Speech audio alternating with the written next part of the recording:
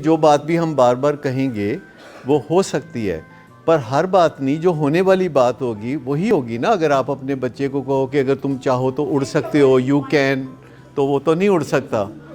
और वो motivational speaker आमतौर पर लोगों को इस तरह की बातें कहते हैं।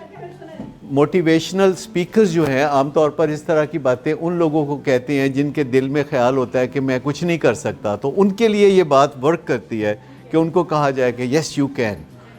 लेकिन अल्टीमेटली जो बंदा भी कोई काम करना चाहता है उसे वो काम सीखने की भी ज़रूरत होती है, खाली विल काफ़ी नहीं, स्किल भी चाहिए। बच्चे ये कहते हैं कि मुझे डर लगता है कि कहीं मैं रिलैप्स ना हो जाऊं, या कहीं मैं स्लिप ना हो जाऊं, या कहीं मैं गड़बड़ा के गिर ना जाऊं, दोबारा उस धंधे में ना पड़ जाऊं।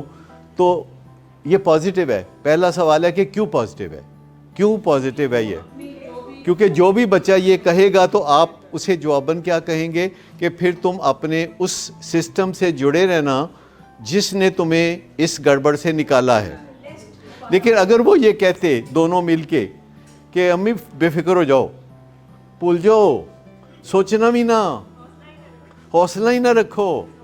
मैं आपको बताऊं कि जब आपको ये बच्चे रोज़ कहेंगे कि मैं बिल्कुल कंप्लीट और महफूज हूँ, तो एक दिन आपका भी दिल करेगा कि खाम खाई मैं इन्होंने भेजनी है। असल बात यह है कि जो मेडिसिन का रोल है वो सिर्फ इतना है कि उसका जो बैलेंस है, केमिकल बैलेंस है जो ख़राब है, वो ठीक करेगी। यहाँ जो बात है ना, जो भी हमारे पेशेंट्स हैं वो डुअल डिसऑर्डर के होते हैं, उनको एडिक्शन भी होती है, साथ बाइपोलर डिसऑर्डर या स्किज़ोफ्रेनिया या ये चीज़ें भी होती हैं। और इस स्टेज पे जब हम बात कर रहे होते हैं तो लाइफ की बात कर रहे होते हैं, लाइफ स्टाइल की बात कर रहे होते हैं, ज़िंदगी की क्वालिटी की बात कर रहे होते हैं। इस स्टेज से जो बात होती है वो आपकी और हमारी ज़िंदगी की बात हो रही होती है, और आपकी और हमारी ज़िंदगी को बेहतर बनाने की बात हो रही होती है। अक्सर वालिदैन का इस बात में कोई कसूर नहीं होता कि उनका बच्चा नशा करने लगा है, लेकिन जब नशे की बीमारी आती है तो वालिदैन जैसे हैंडल करते हैं सिचुएशन को, उसमें कसूर होता है। यानी हो सकता है इस बात में कोई कसूर ना हो कि घर में कोई आग लग जाए, इसमें आपका कोई कसूर ना हो, बिजली के तार शॉर्ट हो गए या सुई गैस का कोई मसला हो गया तो आग लग गई, पर अब आपने उसे हैंडल कैसे किया है इसमें तो कसूर हो सकता है ना, एडिशनल नुकसान में। तो जो एडिशनल डैमेज नशे की बीमारी आने के बाद हुआ, जिसमें आप छोटे छोटे ऐसे इक़दामात करते रहे या नहीं करते रहे जिससे कि बीमारी बहुत बढ़ गई, और उनको हम माइक्रो एडिक्शंस कहते हैं। यानी जब हमारा बच्चा एक मैक्रो एडिक्शन में होता है, मैक्रो एडिक्शन वो होती है जिसकी पुकार पै जाए, पुकार समझ दो। मैक्रो एडिक्शन वो होती है जिदा रौला पै जाए, रौला करो इस तरह अखा नाल देखो, अखा खोलो तो नज़र आ जाए।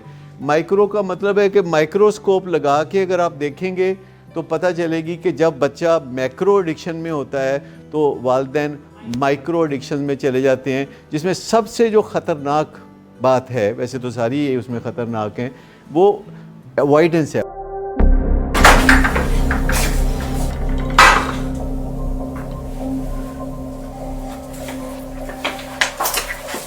आज फिर पी कर आए हो?